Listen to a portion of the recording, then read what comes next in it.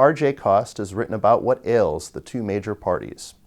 One of the few minor surprises of this year's off-year elections was Democrat Jay Jones winning the Virginia Attorney General's race by a solid 5-point margin.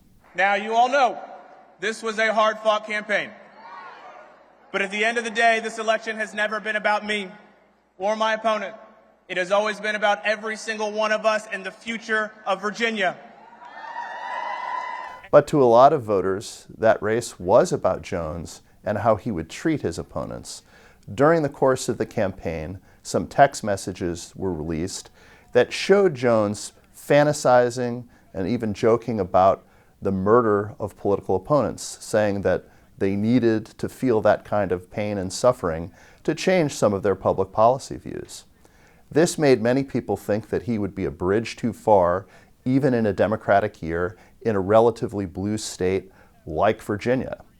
However, even in a climate of political violence, where we recently saw the murder of conservative political activist Charlie Kirk, allegedly by someone who is really immersed in this kind of online culture of left-wing anger, there still were enough Democrats willing to vote for this candidate to put him over the top.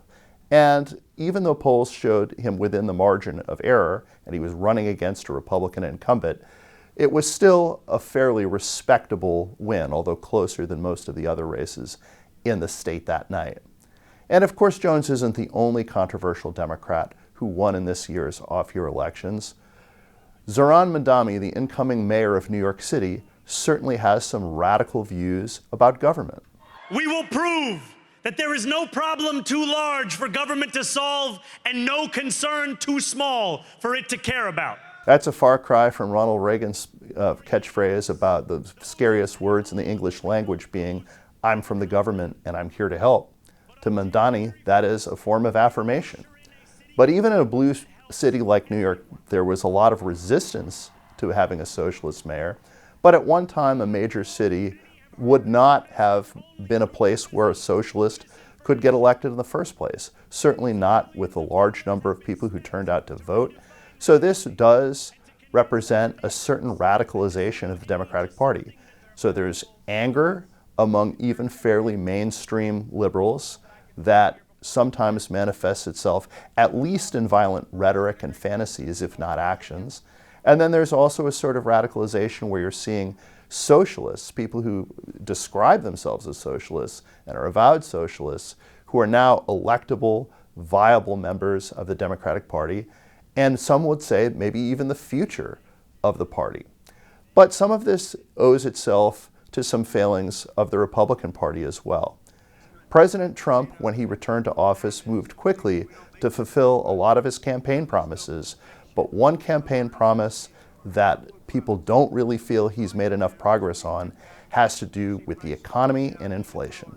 You have to understand, we've all suffered from the Biden prices, which were much higher than they are right now, but I'll be able to get them down even lower, or at least a little bit lower, possibly in some cases a lot lower. There are a number of voters who elected Trump hoping that he would immediately be able to restore the economic conditions of circa 2019, right before the pandemic. At that time, we had low unemployment, low inflation, respectable economic growth.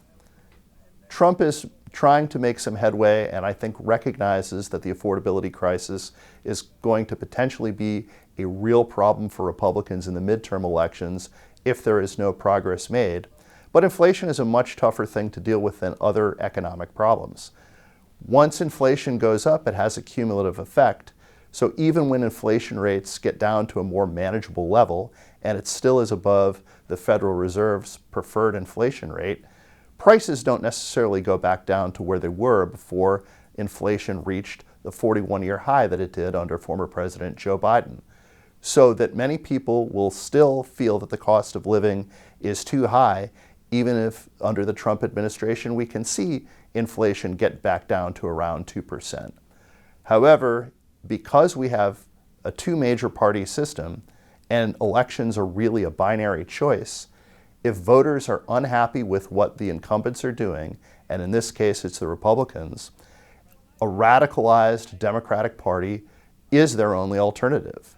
So we cannot feel that we'll necessarily be safe from radicalized Democrats being elected simply because they're too radical for the broader electorate, as was the case in the 2024 election. Can Trump turn this around? Can Republicans improve their fortunes? What do you think? Comment down below.